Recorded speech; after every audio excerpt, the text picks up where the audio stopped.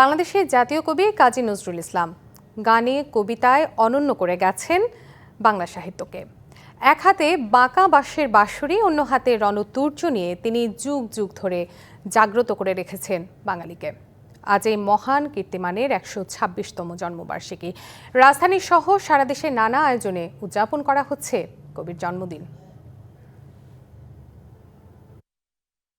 দ্রোহ, প্রেম, সাম্য ও মানবতার কবি কাজী নজরুল ইসলাম বাঙালির চেতনার এক অগ্নিমশাল।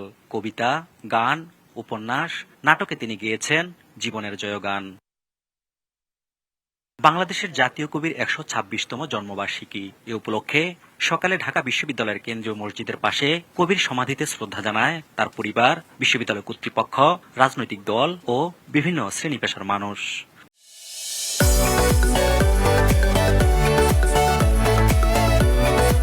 কবির গান ও কবিতার পংক্তি দিয়ে স্মরণ করা হয় তাকে। আজকে কাজী নজরুল ইসলাম যা দিয়ে গেছেন বাঙালিকে, বাংলা জাতিকে, বাঙালি জাতিকে, এটা অনস্বীকার্য। আমি আর আমার বড় বোন এসেছি, আমার দাদার প্রতি শ্রদ্ধা ও সালাম জানাচ্ছি।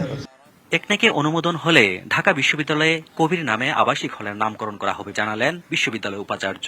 শিক্ষার্থীদের তরফ থেকে একটি হল এই মহান কবির নামে করবার একটি প্রস্তাব আছে, সেটি আমরা সক্রিয় বিবেচনায় রেখেছি।